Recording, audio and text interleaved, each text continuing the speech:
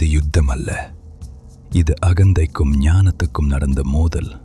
ஒரு நாள் வைகுண்டத்தில் கருடன், விஷ்ணுவின் வாகனன், அகந்தையுடன் எண்ணினான், இந்த உலகத்தில் என்னை விட வேகமும் பலமும் கொண்டவர் யார்? அதே நேரம் பூமியில் ஹனுமான் ராராம நாமத்தை ஜபித்து அமைதியாக அமர்ந்திருந்தார். கருடன் பூமிக்கு தாழ்ந்து வந்தான். அவன் இறக்கைகள் காற்றை கிழித்தன, மலைகள் நடுங்கின, கடல்கள் கலங்கின.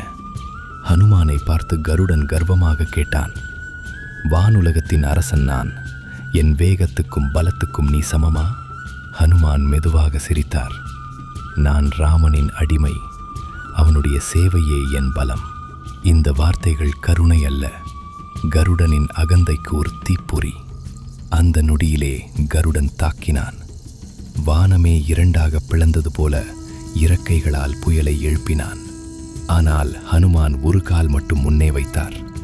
அந்த ஒரு அடியில் பூமியே அதிர்ந்தது. கருடன் முழு பலத்துடன் மோதினாலும் ஹனுமானின் உடல் அசையவே இல்லை. அவன் வலிமை மலை போன்றது, அவன் சக்தி ராமநாமம். சோர்ந்து விழுந்த கருடன் முனிவனாய் மாறினான். இது உடல் பலமல்ல, பக்தியின் பலம். அப்போது ஹனுமான் சொன்னார், கருடா, விஷ்ணுவின் வாகனன் நீ, ராமனின் அடிமை நான். எங்கள் சக்தி வேறு வேறு அல்ல, அதே பரம்பொருள். அந்த நாளிலிருந்து கருடன் அகந்தையை விட்டான். ஹனுமான் தெய்வீகத்தை உலகம் அறிந்தது.